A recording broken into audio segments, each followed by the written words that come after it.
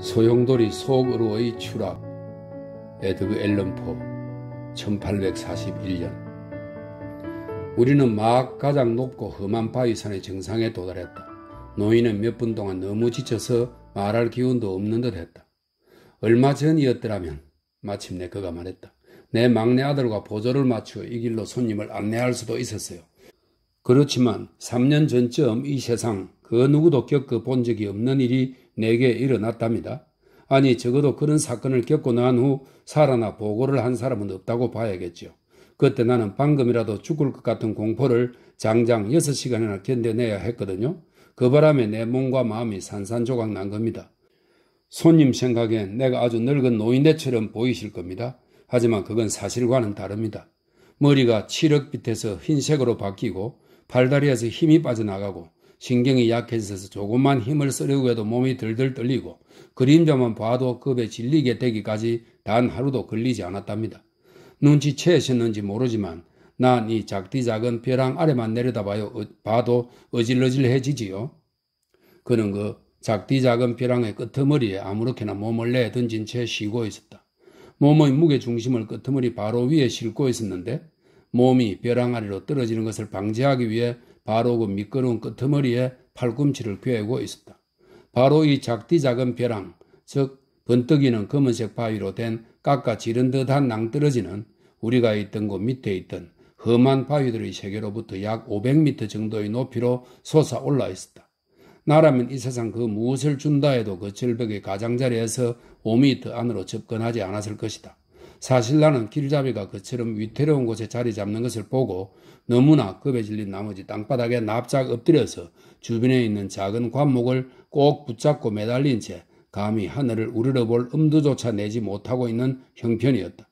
그러는 한편 나는 바람의 노여움을 사면 그 산의 집안조차 위태로워질지 모른다는 생각을 떨쳐버리려고 헛되이 애썼다. 내가 정신을 차리고 몸을 세워서 똑바로 앉은 뒤 먼 곳의 광경을 바라볼 수 있기까지 한참이 걸렸다. 헛된 공상을 이겨내는 게 가장 중요해요. 그 안내인이 말했다. 여기가 내가 방금 말씀드린 사건이 일어난 장소가 가장 잘 보이는 곳이기 때문에 그곳을 직접 바라보면서 그때 일어났던 사건의 전모를 말씀드리려고 이리로 당신을 모시고 온 것이니까요. 지금 우리가 있는 곳은, 그가 특유의 자상한 태도로 말을 계속했다.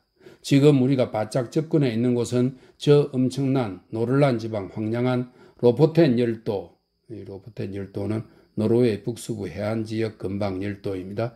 이들이 자리 잡은 벼랑의 높이는 실제로 600m 정도이라고 하네요. 로포텐 열도의 위도 68도에 위치한 노르웨이 해변입니다. 현재 우리는 헬세겐, 즉 흐린 산의 정상에 올라와 앉아 있습니다. 이제 몸을 조금 세워서 어지러우면 풀을 붙잡고 서요. 그렇게 우리 발 아래 놓인 안개띠 너머 바다를 바라보세요. 나는 어지럼증을 느끼며 발 아래를 내려다 보았는데 광막한 바다가 눈앞에 한없이 펼쳐져 있었다. 그 바다의 빛깔이 너무나 짙은 잉크빛이어서 그것을 보는 즉시 마레 테네브라움, 어둠의 바다라는 뜻입니다. 에 대한 누비아인 지리학자의 묘사가 떠올랐다. 이 묘사는 영국의 고고학자 제이컨 브라이언트의 고대 신화에서 따온 것이라고 하네요. 이 저술에서 브라이언트는 누비아의 지리학을 저술한 누비아인 지리학자 알 이드시리를 참조하고 있다. 알 이드시리는 데스양을 마레 테네브라움, 어둠의 바다라고 불렀다. 이렇게 설명되어 있습니다. 인간의 상상력으로는 그보다 더 황량한 풍경을 포착할 수가 없을 것이다. 양쪽 눈길이 미치는 곳 전체에 무시무시한 검은빛 벼랑들이 울퉁불퉁 튀어나와 있어서 그것이 펼쳐져 이루는 선들이 마치 이 세상 전체를 에워싼 성벽처럼 보였다. 무시무시하게 높은 흰 파도가 끊임없이 울부짖고 비명을 지르면서 그 벼랑들로와 부서져서 벼랑은 더욱더 음울해 보였다. 또한 우리가 서 있던 벼랑 바로 맞은편 8, 9km 정도 떨어진 바다에서는 작고 황량한 섬이 눈에 띄었다. 아니, 그 섬을 둘러싼 사나운 파도 사이로 그 섬이 있는 자리가 눈에 띄었다고 하는 편이 더 정확할 것이다. 우리가 있던 벼랑에서 그 섬보다 3km 정도 앞쪽에 그 섬보다 더 작은 섬이 하나 솟아있는 것이 보였는데 그 섬은 울퉁불퉁하고 흉측한 모양이었으며 그 위에는 풀 한 포기도 눈에 띄지 않았고 다만 그것을 둘러싸고 일군의 짙은색 바위가 띄엄띄엄 떨어져 있는 것이 보일 뿐이었다. 멀리 떨어져 있는 섬과 해변 사이로 보이는 바다의 모습에는 무언가 아주 특이한 데가 있었다. 먼 바다에 쌍돛대 범선이 떠 있었는데 비록 그 순간 육지를 향해 불던 몹시 사나운 바람 때문에 작은 세로 돛을 반으로 줄였고 선체는 계속 물살에 휩쓸리고 있어서 배가 제대로 보이지도 않는 상황이었지만 그럼에도 그곳에서 보통의 파도는 눈에 띄지 않았다. 다만 작고 사나운 물살이 사방팔방으로 바람의 차가운 이빨 사이에서 그리고 다른 여러 방향으로 빠른 속도로 밀려 들어갔다 나왔다 할 뿐이었다. 그리고 거품으로 말하자면 바위의 바로 곁을 제외하면 다른 곳에서는 거의 눈에 띄지 않았다. 노인이 다시 입을 열었다. 멀리 떨어져 있는 저 섬은 노르웨이인들이 부러그라고 부릅니다. 중간에 있는 저 섬은 모스코에이고 저기 북쪽으로 2km 정도 떨어진 곳에 있는 섬은 암보렌이지요. 저기 저 섬들은 이슬레센, 토올롬, 켈렐름, 수아브렌 그리고 부코올롬입니다. 모스코이와 부르그 사이 그보다 더 먼 곳에 있는 저 섬들은 오테르홀름, 플리멘, 산플레센 그리고 스톡홀름입니다.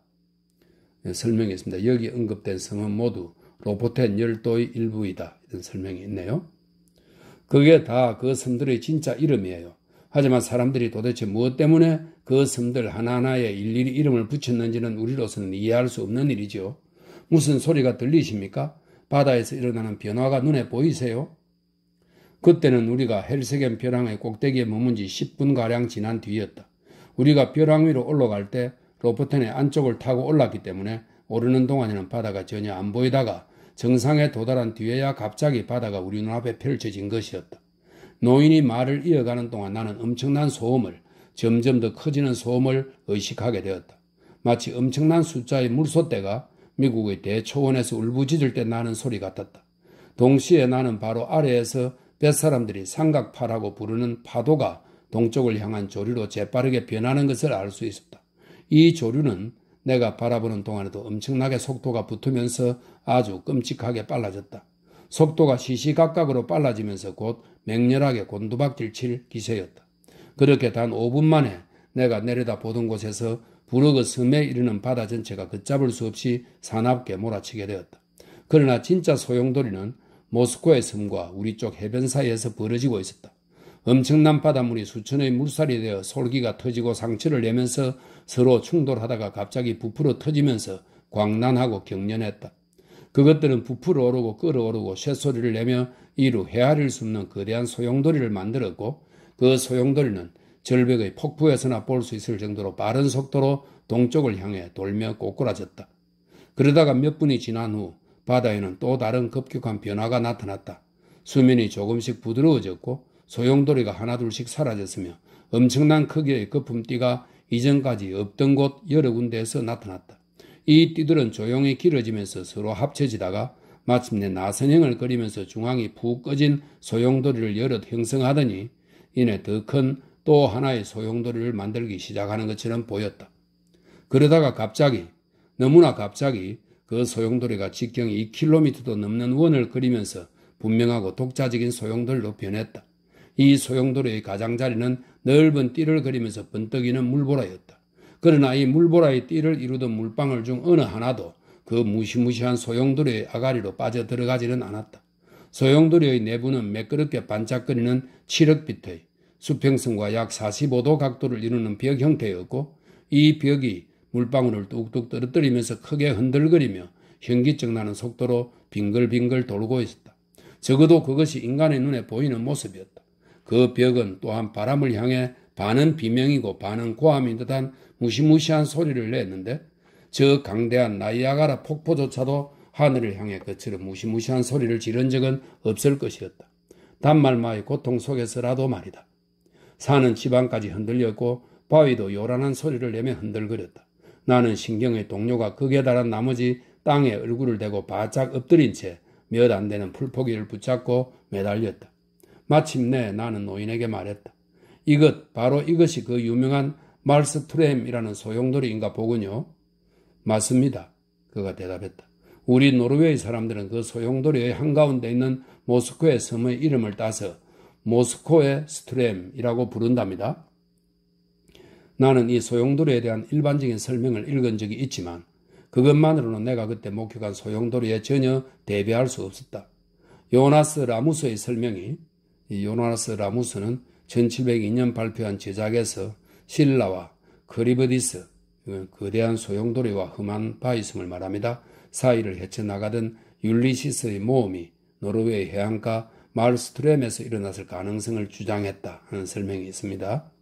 요나스 라무스의 설명이 그중 아마 가장 자세한 것이라고 생각되는데 그마저도 이 소용돌이의 장려함이나 그 광경이 야기하는 전율감 혹은 그것을 보는 사람의 귀를 질리게 하는 황당할 정도로 얼떨떨하고 기이한 느낌을 조금도 전달하지 못한다.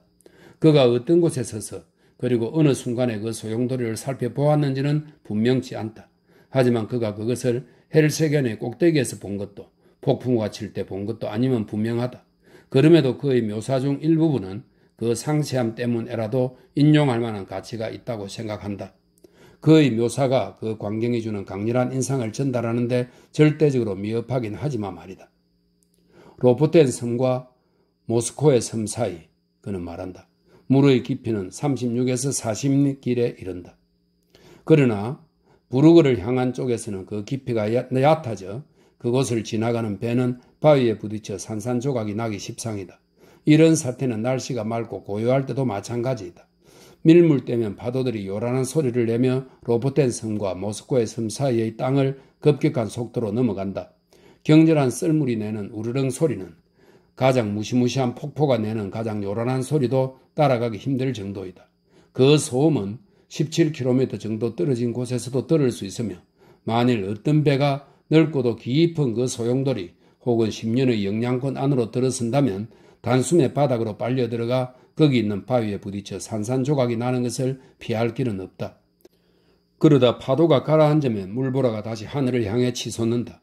그러나 이렇게 잠잠해지는 것은 썰물과 밀물이 교차하는 잠깐 동안일 뿐이고 그것도 날씨가 좋은 날에 국한되며 오직 30분가량 지속될 뿐으로 그 30분이 지나면 파도는 이내 다시 격렬해진다.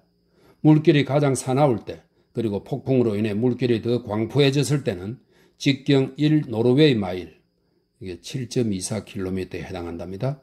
직경 1 노르웨이 마일 안으로 들어가는 것은 위험천만하다. 보트와 요트와 배 등이 그 같은 파도에 대비하지 못해 그 영향권 안으로 휩쓸려 들어간 사례는 과거에 많이 있었다. 고래가 그 물길에 너무 가까이 다가갔다가 그 격렬함을 이기지 못하고 빨려 들어간 일도 자주 발생했다. 그럴 때 고래가 거기서 빠져나오기 위해 버둥대면서 울부짖고 우르릉대는 소리는 묘사가 불가능할 정도다. 한 번은 곰 한 마리가 로포텐 섬에서 모스크의 섬으로 헤엄쳐가는 도중에 파도에 휘말려 떠내려가면서 끔찍한 비명소리를 지른 것이 육지에까지 들려온 적도 있다. 전나무나 소나무의 커다란 기둥 등이 그 조류에 휩쓸려 들어가면 산산조각이 나기 때문에 그것들이 다시 떠오를 때는 너덜너덜해져 마치 가지에 센 털이 자라난 것처럼 보일 정도이다.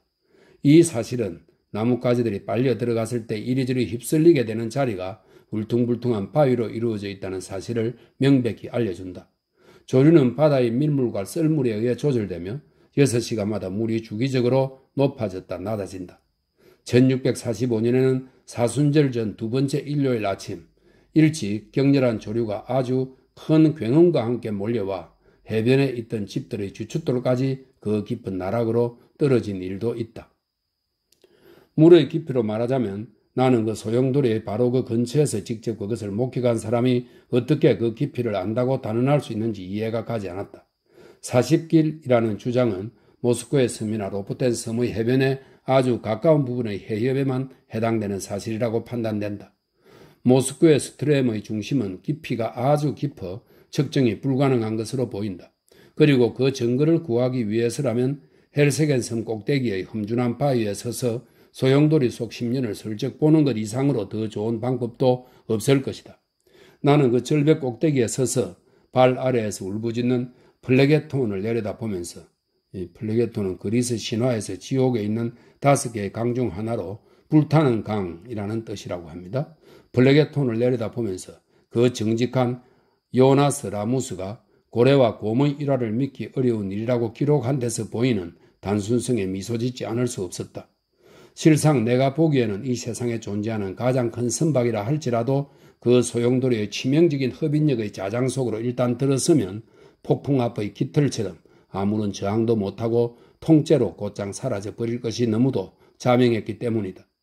그 현상에 대해 설명하기를 시도한 글 몇 편을 숙독한 뒤에 나는 그 설명들이 참 그럴듯하다고 생각했는데 그 소용돌이를 직접 목격하고 난 지금은 전혀 다른 생각이다.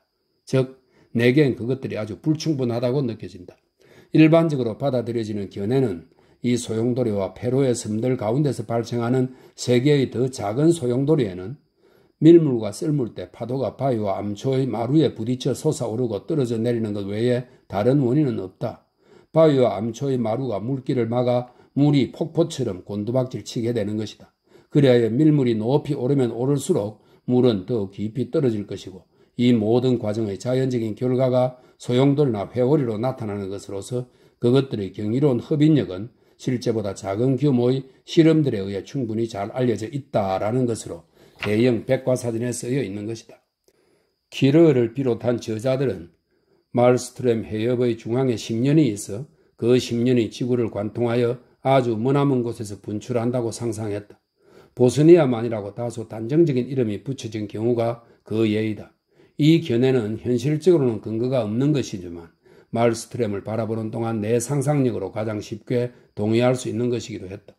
그런 생각을 안내인에게 말했더니 그는 놀랍게도 그 같은 견해가 노르웨이 사람들에게 가장 널리 받아들여진 것이긴 하지만 자신은 그에 동의하지 않는다고 했다.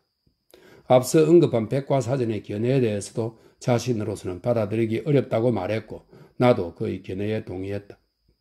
그것이 이론상으로는 아무리 결정적인 것처럼 보인다 할지라도 그 10년으로부터 울려오는 굉음 한가운데선 도저히 이해가 되지 않았고 심지어 전혀 말도 안 되는 소리 같았기 때문이다.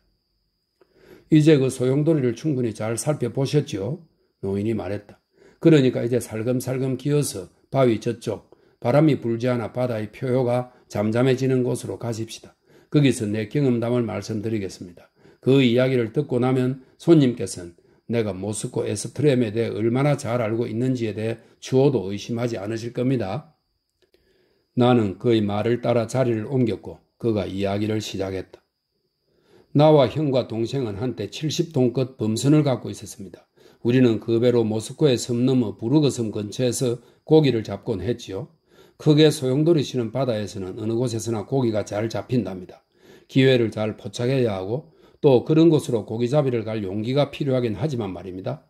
로포텐 해변에 살던 주민들 중에서 내가 언급했던 그 섬들로 정기적으로 고기잡이를 간 것은 오로지 우리 셋뿐이었답니다. 사람들이 보통 고기잡이를 가는 곳은 여기서 남쪽으로 한참 더 내려가야 해요. 그곳에서는 언제 가더라도 고기가 잡히고 또 큰 위험도 따르지 않습니다. 그래서 다들 그곳을 선호하지요. 그렇지만 이 지점의 몇 군데에서는 가장 좋은 고기가 잡힐 뿐 아니라 그곳에서보다 훨씬 더 많은 고기를 잡을 수가 있어요. 그래서 우리는 소심한 어부들이 일주일 동안 긁어 모을 수 있는 것보다 더 많은 양의 고기를 단 하루 만에 잡곤 했어요. 사실 우리한테는 그것이 목숨을 건 투기의 문제였습니다. 고역을 선택하는 대신 생명을 걸고 용기의 대가로 큰 수확을 거두는 일 말입니다. 우리는 우리의 배를 여기서 8km 정도 더 올라간 곳에 있는 후미진 해변에 보관했습니다. 그리고 보통 날씨가 좋은 날 물길이 잔잔한 약 15분 정도를 이용해서 모스코 에스트렘의 주 해협을 재빨리 통과해 소용도로의 훨씬 위쪽으로 건너간 다음 오트리올름 섬 혹은 산 플레센 섬 근처의 소용도로가 다른 곳만큼 격렬하지 않은 지점에 닻을 내렸지요. 거기서 우리는 조수의 흐름이 또다시 멈출 때까지 기다렸다가 다시 닻을 올려 집으로 향했습니다. 우리가 그 같은 원정에 나갔다 돌아오는 동안 언제나 안정적인 옆바람, 우리가 되돌아올 때까지 절대 잦아들지 않는 바람을 끼고 있었지요. 그리고 우리가 그 바람을 잘못 계산한 적은 거의 없었습니다. 드물게 무풍 현상이 일어나기도 합니다. 하지만 6년 동안 고기잡이를 하면서 무풍 현상을 만나 밤새도록 기다려야 했던 것은 딱 2번뿐이었습니다. 그리고 우리가 그 지점에 도착한 뒤 곧바로 해협을 걷는다는 것은 상상조차 할 수 없게 광풍이 거칠게 휘몰아쳐서 거의 일주일이나 굶어 죽을 지경이 되어 얕은 바다에 머물러야 했던 것이 딱 한 번 있었지요. 그땐 정말 죽음을 무릅쓰고 먼 바다로 쫓겨가는 것 외에 다른 선택이 없을 뻔했습니다. 주변의 소용돌이가 너무나 광폭하게 휘몰아쳐 대했기 때문에 급기야는 우리 배의 닻이 망가져서 그걸 질질 끌며 항행해야 했거든요. 다행히 오늘 여기 왔다가 내일이면 사라지곤 하던 수많은 역류 중 하나를 타고 떠내려가다가 플리맨섬의 바람이 닿지 않는 곳에 다다라 운 좋게도 배를 멈출 수 있었지요. 우리가 얕은 바다에 머물러 있었을 때 겪었던 어려움의 20분의 1도 다 말할 수 없습니다. 그곳은 날씨가 좋을 때라도 머물러 있기에는 나쁜 곳입니다. 그러나 우리는 언제나 아무런 사고 없이 모스크 에스트렘 자체가 주는 호된 시련을 그럭저럭 견디며 꾸려나갔습니다. 어쩌다가 한 번씩 간만이 교차하는 짧은 시간의 1분 전후에 그곳을 겨우 빠져나가는 바람에 섬뜩했던 경험은 있지만 말입니다. 때때로 바람이 우리가 기대했던 것만큼 강하지 않기도 했고, 그러면 우리 배도 예상보다 더디게 전진했지요. 그럴 때 우리가 탄 소형 어선은 조류 때문에 걷잡을 수 없는 상태에 빠졌습니다. 형에게는 18살 된 아들이 있었고 내게도 건장한 아들이 둘 있었어요. 그 아이들이 그런 때 큰 노를 사용해 도움을 줄 수도 있었을 테고 나중에 고기를 잡는 데도 큰 도움이 될 수도 있었겠지만 우리가 위험을 무릅쓰는 것과 달리 자식들까지 그렇게 위험한 곳으로 데리고 갈 용기는 없었던 것 같습니다. 뭐니 해도 그건 정말 끔찍할 정도로 위험한 일이었으니까 그게 사실이니까 말입니다. 3년 전쯤 이제 말씀드릴 사건이 발생했습니다. 1800년 7월 10일 이 지역에 사는 주민이라면 결코 잊을 수 없는 날입니다. 그날 불어온 폭풍보다 더 무시무시한 폭풍은 일찍이 없었기 때문이죠. 하지만 그날따라 오전 내내 그리고 사실 늦은 오후까지도 남서쪽에서 부드럽고 안정된 미풍이 불어왔고 태양도 밝게 빛나고 있었어요. 그랬기 때문에 우리 어부들 중에서 가장 경력이 오래된 노장 어부라 할지라도 곧 다가올 일을 예견할 수는 없었을 겁니다. 우리 셋, 나와 형과 동생은 오후 2시경 그 섬들로 건너갔습니다. 그리고 순식간에 배를 질 좋은 생선으로 가득 채웠답니다. 그 어느 날보다도 생선이 더 많이 잡힌다고 모두들 생각했어요. 우리가 닻을 올리고 귀갓길에 올랐을 때는 내 시계로 정각 7시였습니다. 그때 출발한 뒤 개조 때쯤 최악의 스트렘을 만났는데 그때가 바로 8시였어요. 우리는 우연적으로 맑은 바람을 받으며 항행해 나갔는데 얼마 동안은 아주 빠른 속도로 질주했어요. 그러는 동안 우리는 우리에게 위험이 닥칠 거라고는 꿈에도 생각지 못했지요. 정말로 그때까지는 다가올 위험을 걱정해야 할 어떤 이유도 발견하지 못했으니까요. 그러다가 갑자기 헬세겐 섬 쪽으로부터 바람이 불어오는 것을 깨닫고 놀랐지요. 그건 정말 이상한 일이었어요. 전엔 한 번도 그런 적이 없었으니까요. 나는 정확한 이유도 모른 채 조금 불안해지기 시작했어요. 우리는 이물을 바람이 부는 쪽으로 돌렸지만 회오리 바람 때문에 조금 더 앞으로 전진할 수가 없었어요. 원래 정박지로 도로 돌아가지고 말하려고 고물 쪽으로 눈을 돌리다가 나는 문득 수평선에서 특이한 구릿빛의 구름이 경이로울 정도로 빠르게 피어올라 수평선 전체를 뒤덮는 것을 발견했어요. 그러는 동안 우리 배의 출발을 도왔던 바람이 잦아들었고 우리 배는 물살에 따라 이리저리 떠밀리기만 할 뿐 제자리에 선 채 꼼짝도 못하고 있었습니다. 하지만 이런 상태조차도 오래 지속된 것이 아니라서 도대체 어떤 방식으로 그 사태에 대처해야 할지 생각할 여유조차도 없었어요. 1분도 되지 않아 우리를 향해 폭풍우가 몰아닥쳤거든요. 그리고 2분도 되기 전에 하늘이 완전히 큼큼한 먹구름으로 뒤덮여 버렸답니다. 그리고 이 구름과 물보라로 인해 갑자기 사방이 온통 깜깜해지는 바람에 우리의 소형 어선 안에서조차 서로를 분간할 수 없게 되어버렸습니다. 그때 불어닥친 폭풍을 묘사하려고 하는 것은 정말로 어리석은 일일 것입니다.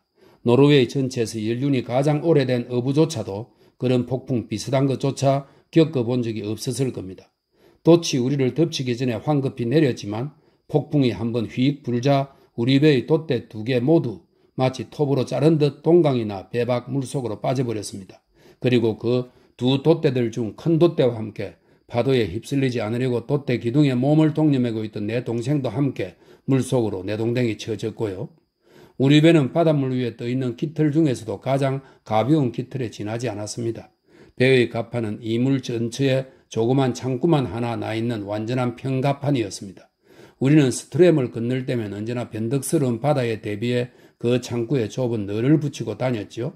그렇게 하지 않았더라면 우리 배는 그 자리에서 침수해 침몰해 버렸을 것입니다. 배가 한동안 완전히 물속에 잠겨 있었으니까요.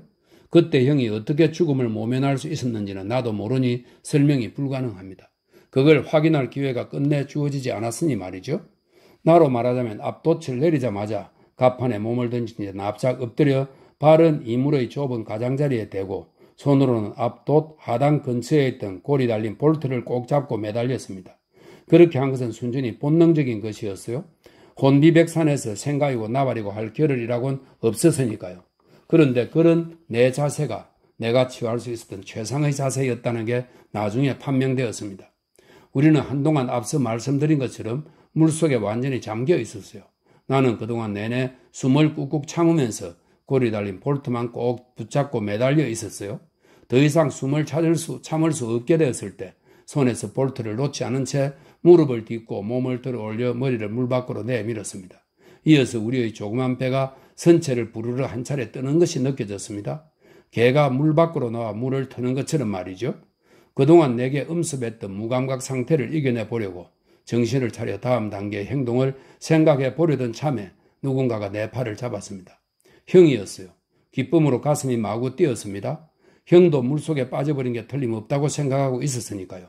그러나 이 기쁨은 다음 순간 극단적인 공포로 송두리째 변했습니다. 형이 내 귀 가까이에 입을 대고 모스크웨 스트렘이라는 단어를 외쳤거든요. 그 순간의 내 기분은 아무도 짐작하지 못할 것입니다. 내 몸은 지독한 학질 발작이라도 걸린 사람처럼 머리끝에서 발끝까지 덜덜 떨려왔습니다.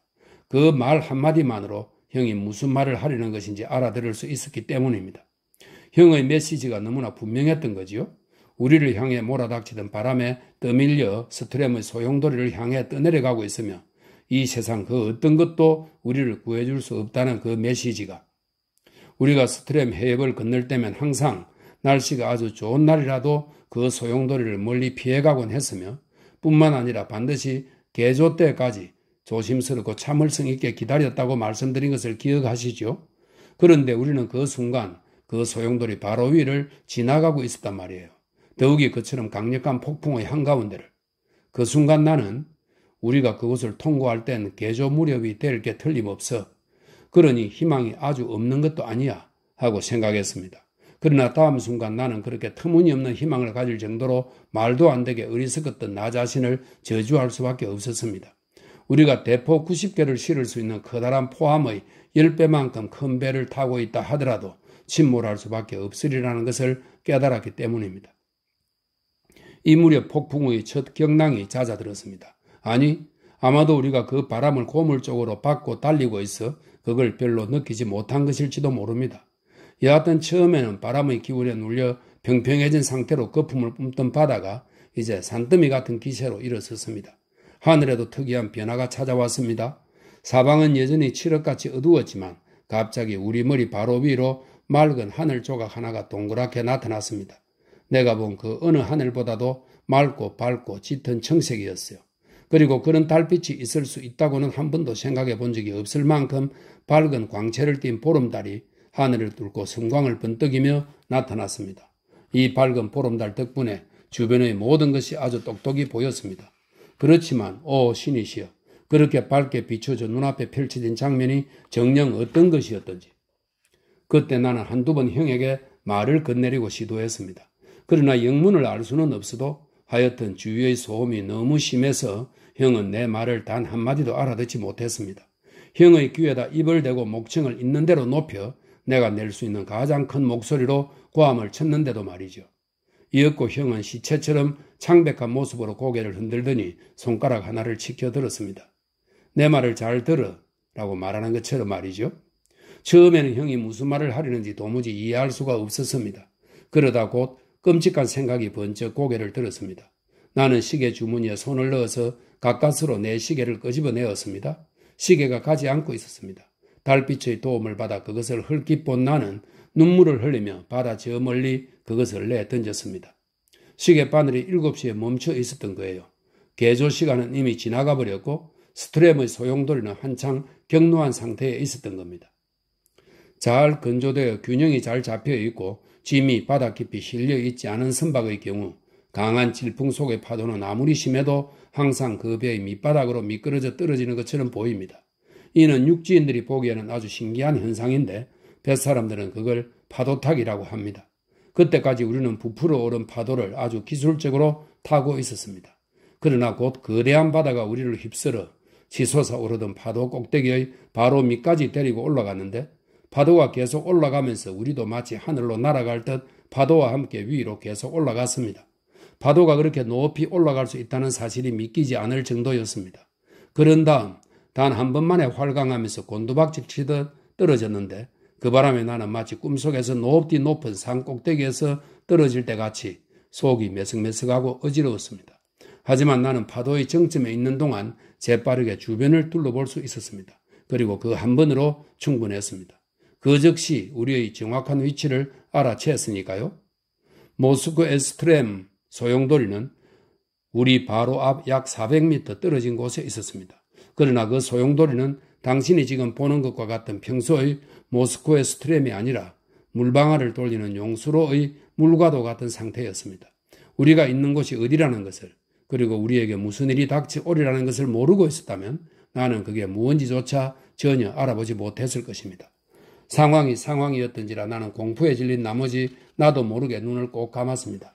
마치 경련이라도 일으키듯 눈꺼풀을 꼭 감고 있었던 거지요.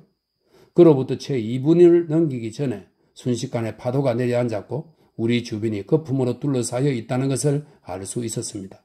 배가 왼쪽으로 급격하게 반바퀴를 돌았는데 그런 다음 다시 벼락 같은 속도로 새로운 방향을 향해 튕겨져 나갔습니다. 동시에 물이 울부짖는 소리가 일종의 날카로운 비명소리, 전기선 수천 척의 배기관이 전기를 한꺼번에 내보낼 때 남직한 그런 소리에 완전히 잠겨버렸습니다. 우리는 이제 소용돌이를 에워싸고 있던 밀려오는 파도의 띠 한가운데에 자리 잡았습니다. 물론 나는 다음 순간 우리가 10년으로 우리가 싣고 가던 소용돌이의 엄청난 속도로 인해 희미하게 보일 뿐이던 그 10년으로 내동댕이 쳐질 거라고 생각했습니다. 그런데 배는 물속으로 가라앉는 기색이라고는 전혀 없이 오히려 밀려드는 파도의 표면 위를 공기방울 마냥 스쳐 지나가는 것처럼 보였습니다. 배의 우연은 소용돌이 바로 옆쪽에 있었는데 우현 쪽에서 우리가 방금 전까지 있었던 대양의 세계가 우뚝 솟아오르고 있었습니다. 우리와 수평선 사이에서 몸부림치는 엄청난 크기의 벽처럼 그렇게 서 있었던 것입니다. 이상하게 들릴지 모르지만 바로 그 순간, 즉 우리가 10년의 아가리 바로 앞에 선 바로 그 순간 나는 10년을 향해 다가갈 때보다 훨씬 더 침착해졌습니다. 더 이상 아무런 희망도 없다는 사실을 받아들이고 난 뒤인지라 처음에 내 용기를 꺾었던 공포심이 어느 정도 없어진 거지요. 절망이 내 신경을 꿰매버린 거라고 봐야 되겠군요. 허풍을 뜨는 것처럼 들릴 수도 있겠지만 지금 내가 말하는 것은 진실입니다. 바로 그 순간 내게는 그렇게 죽음을 맞이한다는 것이 얼마나 찬란한 일이냐는, 그리고 경탄할 만한 신의 권능 앞에서 나 한 개인의 생명처럼 하잘것없는 것을 염려한다는 게 얼마나 어리석은 일이냐는 생각이 들기 시작했습니다. 이런 생각이 내 마음을 스치고 지나갈 때 수치심이 들면서 얼굴까지 붉어졌던 것으로 기억합니다. 이어 나는 소용돌이 그 자체에 대해 예리한 호기심에 사로잡혔습니다. 내가 이제 바칠 수밖에 없는 희생을 대가로 하더라도 그 속 깊숙이 탐험하고 싶다는 소망을 분명히 느꼈습니다. 육지에 있는 오랜 친구들에게 내가 그때까지 목격할 신비에 대해 말해줄 기회가 결코 오지 않을 거라는 사실만이 참으로 안타까웠을 따름입니다. 그런 생각이 그와 같은 극한 상황에 처한 인간의 마음을 사로잡는다고 하는 특이한 상상력의 소산이었다는 사실에는 의심의 여지가 없습니다. 배가 소용돌이 주변을 빙빙 돌았기 때문에 다소 어질어질해진 탓이 아니었을까 하는 생각이 나중에 들곤 했지요. 냉정을 되찾게 해준 사정이 또 하나 있었습니다. 바람이 수그러들면서 그때 우리가 있던 곳까지 불어오지 못했던 겁니다. 당신이 직접 목격했다시피 밀려오는 파도의 띠는 바다의 평소 높이보다 상당히 낮은데 그때 바다는 우리 머리 위로 높고 검은 산맥의 붕수령이 되어 솟아 있었습니다. 만일 당신이 질풍노도 속의 바다에 가보신 적이 있다면 바람과 물보라가 우리 마음속에 어떤 혼동을 일으킬 수 있는지 짐작도 할 수 없으실 것입니다. 그것들은 눈과 귀를 멀게 하고 숨을 쉬지 못하게 하며 행동력과 사고력을 죄다 빼앗아갑니다. 그러나 우리에게는 그때 그런 골칫거리들이 웬만큼 사라진 상태였습니다. 수인들이 사형 선고를 받고 나면 선고를 받을 때까지는 금지되었던 사소한 도락이 허용되는 것과 마찬가지로 말이죠. 우리 배가 그 띠를 따라 얼마나 많이 돌았는지를 정확히 말하기는 불가능합니다. 아마 1시간가량 엄청나게 빠른 속도로 돌고 또 돌았던 것 같습니다. 물 위에 떠 있다기보다는 날아가고 있었고 큰 파도의 중앙을 향해 점점 더 가까이 다가갔으며 특히 무시무시하게 짝이 없는 가장 안쪽 근처를 향해 가고 있었습니다. 그러는 동안 내내 난 고리 달린 볼트에서 결단코 손을 놓지 않으리라 결심하고 그것을 꽉 움켜잡고 있었어요. 선미 쪽에 있던 형은 고물 및 좁은 공간에 단단히 동여 매어져 있던 조그만 빈 물통을 꼭 껴안고 있었고요. 물통은 처음 우리에게 광풍이 몰아닥쳤을 때 갑판 위에 있던 물건들 중에서 휩쓸려 가지 않은 유일한 것이었어요. 우리가 10년의 가장자리를 향해 다가가자 형은 물통에서 손을 떼고 볼트의 고리를 향해 몸을 내던졌습니다. 그러면서 공포에 질린 나머지 그 고리에서 내 손을 떼어내려고 했어요. 그 고리가 우리 두 사람이 함께 잡고 매달릴 만큼 크지가 않았기 때문이었죠. 그 순간처럼 큰 슬픔을 느낀 적은 또 없었습니다. 당시 형이 미친 사람이나 다름없었다는 것, 순수한 공포로 인해 미쳐 날뛰는 미치광이였을 뿐이라는 사실을 알면서도 말이죠. 하지만 난 그 고리를 두고 형과 다툴 생각은 없었습니다. 우리 둘 중 누가 거기 매달려 있어도 결과의 차이는 없다는 걸 잘 알고 있었으니까요. 그래서 형에게 고리를 양보하고 고물 쪽의 물통을 향해 다가갔습니다. 그렇게 하는데 별 어려움은 없었어요. 배가 빙빙 돌기는 했지만 수평과 안정을 유지하고 있었고 엄청나게 휘몰아가며 거품을 뿜어내던 소용돌이를 따라 앞뒤로만 흔들렸으니까요. 내가 물통 곁에 자리를 잡자마자 배가 갑자기 우연으로 기울면서 10년을 향해 곤두박질 치기 시작했습니다. 나는 황급히 신에게 기도했고 이제 모든 것이 끝났다고 생각했습니다. 배가 곤두박질 치는 것과 동시에 현기증을 느끼며 본능적으로 물통을 꽉 껴안은 제 눈을 꼭 감았습니다. 몇 초 동안은 감히 눈을 뜰 엄두도 내지 못했지요. 그러면서 이제 곧 죽는구나 생각했는데 그 순간에도 내가 아직까지 물과 필사적인 싸움을 하고 있지는 않다는 사실이 좀 의아하게 느껴졌습니다. 1초, 2초가 흘러갔고 나는 여전히 살아있었습니다. 추락의 느낌이 멈추었습니다. 그리고 배의 움직임은 이전 거품띠에 있을 때와 거의 비슷한 느낌이었습니다. 유일하게 다른 점은 이제 옆바람을 받은 배가 전보다 더 옆으로 기울어져 있다는 것뿐이었습니다. 나는 용기를 내서 다시 한번 눈을 뜨고 주위 광경을 둘러보았습니다. 그때 주변을 둘러보면서 느꼈던 경이감과 공포와 찬탄의 느낌을 결코 잊지 못할 것입니다. 배는 마치 요술이라도 걸린 것처럼 깔때기 모양의 소용돌이 중간에 안쪽 면에 매달려 있었습니다. 깔때기의 둘레는 까마득했고 깊이는 아득했으며 완벽하게 매끄러워 보이는 측면은 흑단이라고 착각할 만큼 어두운 빛이었습니다. 그것이 어질어질한 속도로 돌지 않았고 거기에서 무시무시한 광채가 뻗쳐나오고 있지 않았다면 실제로 흑단이라고 생각했을 것입니다. 내가 앞서 묘사했던 구름들 사이로 동그랗게 갈라진 하늘의 틈을 통해 보름달이 내뿜는 광채가 소용돌이 안쪽 검은 벽을 따라 멀리 10년의 가장 깊은 구석까지 금빛 광의의 홍수를 흘려보내고 있었으니까 말입니다. 처음엔 정신이 너무나 산란해서 주변을 제대로 관찰할 수가 없었습니다. 눈앞에 펼쳐진 경이로운 위감만이 내가 볼 수 있는 전부였습니다. 그러나 조금 정신을 차리고 났을 때 내 눈길은 본능적으로 아래쪽을 향했습니다. 배가 10년의 표면에 매달려 있었기 때문에 나는 아무런 방해도 받지 않은 채 배 아래를 내려다 볼 수 있었습니다. 배는 평형을 유지하고 있었고 배의 가판은 물의 표면과 평행을 이루고 있었습니다.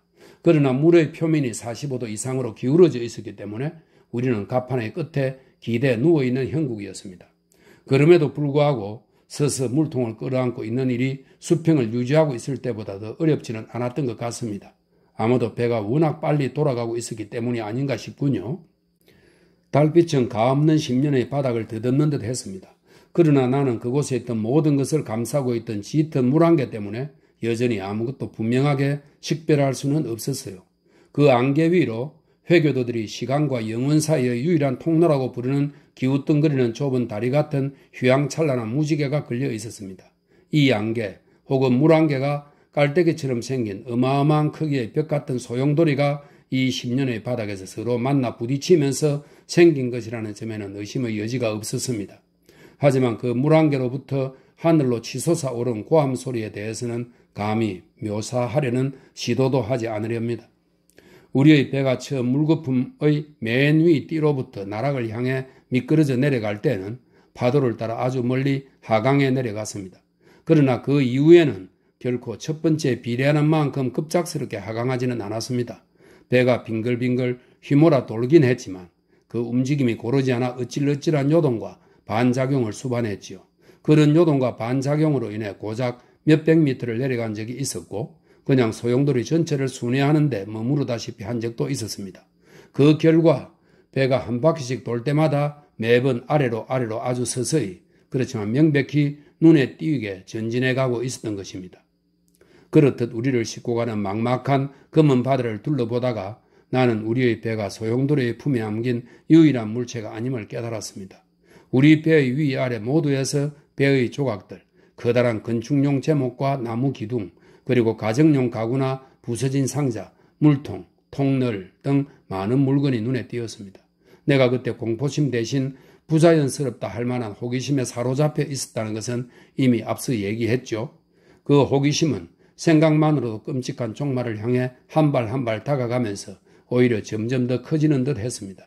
그래야 나는 이제 우리 배 주변에서 떠다니는 수많은 물체들을 기묘한 호기심으로 가지고 바라보기 시작했습니다. 내가 환각 상태에 사로잡혀 있었던 게 틀림없어요.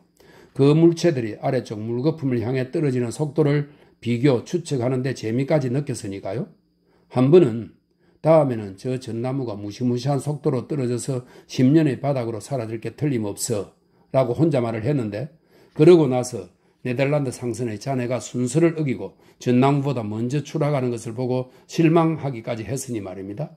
그런데 이런 식의 추측이 몇 차례에 걸쳐 모두 틀린 것으로 판명되고 나서 마침내 그 사실, 즉 내 추측이 어김없이 빗나갔다는 사실이 다른 생각으로 이어지면서 나는 다시 한번 손발이 떨려왔고 심장도 다시 한번 무겁게 뛰었습니다. 내 손발이 떨리고 심장이 뛰게 된 것은 새로운 공포 때문이 아니고 희망의 서광 때문이었습니다. 그 희망 덕분에 나는 더욱 흥분하기 시작했습니다. 그 희망의 일부는 내가 기억하던 것과 관련된 것이었고 다른 일부는 그 순간의 관찰에서 비롯된 것이었습니다. 그 순간 내게는 모스크바의 스트림에 빨려 들어갔다가 다시 내던져지는 바람에 로포텐 해안에 점점이 흩어져서 떠다니는 다양한 부유물이 생각났습니다. 대부분의 물체들은 산산조각 나 있었는데 그 모양이 정말 괴상했습니다. 쓸려 벗어지고 거칠어져 있는 것이 꼭 가시 같은 데에 끼었다 빠져나온 것 같았습니다. 그렇지만 부유물 중에는 그렇게 많이 부서지지 않은 것들도 들어 있었다는 사실이 분명하게 기억났습니다. 그리고 그 차이는 오직 한 가지로만 설명할 수 있었습니다.